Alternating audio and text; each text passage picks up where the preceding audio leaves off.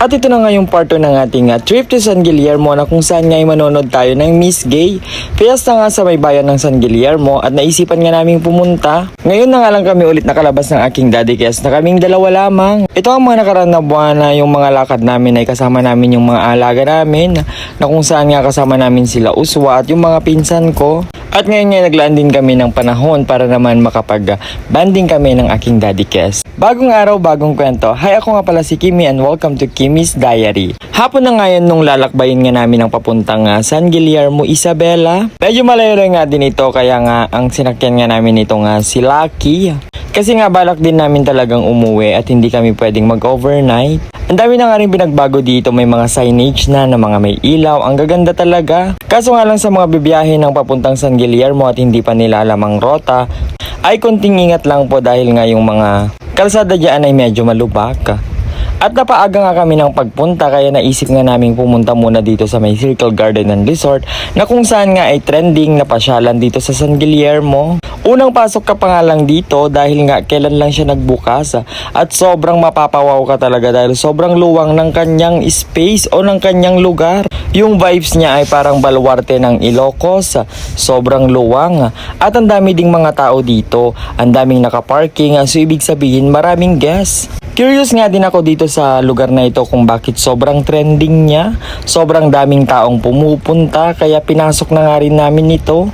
At nung napasok na nga namin itong Circle Garden and Resort ay nasagot na lahat ng aking tanong, nasagot ng aking curiosity, kaya naman nag-enjoy na kami. Ang daming destinations, ang daming mga rides na talagang mag-i-enjoy ka.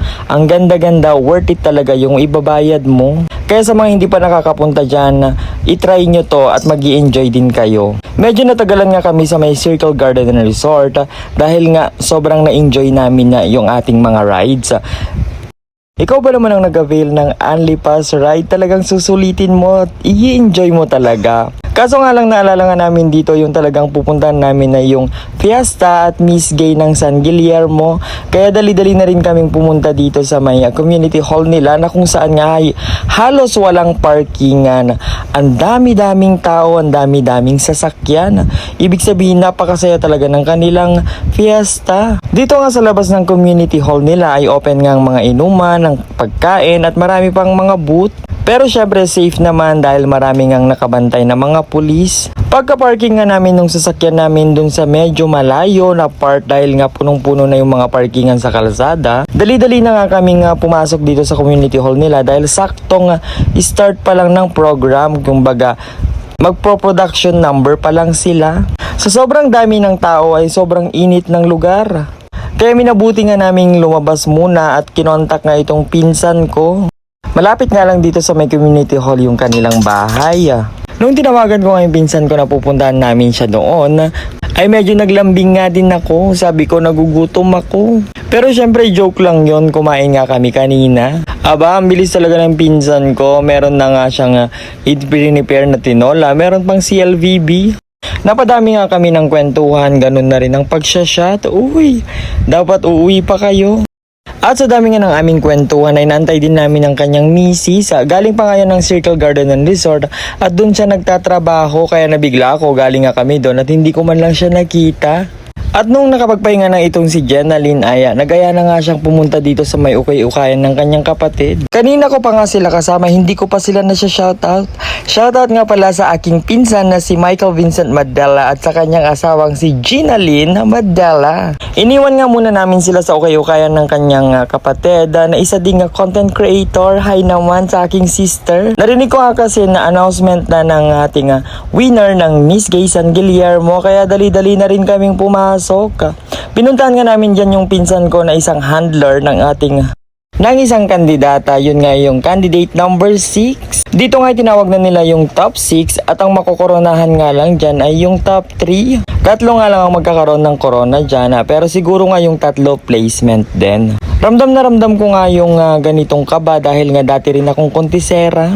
Minsan napapasama din ako sa top 5 at karamihan nga ay hindi. Naaalala ko pa nga nung ako nga isang kontisera sa isang pageant ay sobrang kaba nga yung pagod, yung pressure. Minsan nga gutom ka dahil nga hindi ka na makakain kasi syempre pagod ka na.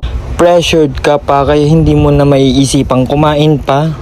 Kaya saludo nga ako sa mga kasama natin sa LGBTQ community na kung saan nga ay nakakapagbigay tayo ng aliw sa ating mga kapwa. Sa mga ganitong pageant ay pinapakita nga natin lahat ng talent natin, yung confident nating maglakad at humarap sa iba't ibang klase ng tao, sumagot sa mga mahihirap na katanungan at magpakita ng ating mga talento at mag-perform sa kanilang harapan. At balik na nga tayo dito sa pageant. Unang nakoronahan dito yung candidate number 3 at pangalawa yung candidate ng aking pinsan na si Rustom. Congratulations naman at nakuha nga ng aking pinsan ng isang corona. Dito nga i-announce na nila ang ating winner na kung saan nga ay magkakamit ng titulong Miss Gay San Guillermo. Yan na nga lang din yung inaantay natin dahil nga halos gabi na nga dyan. Pero dahil nandito na rin kami at ito nga rin ang pinuntahan natin, ay talagang tatapusin na rin natin para sulit-sulit naman yung ating trip to San Guillermo at sulit din natin yung pakikifiesta.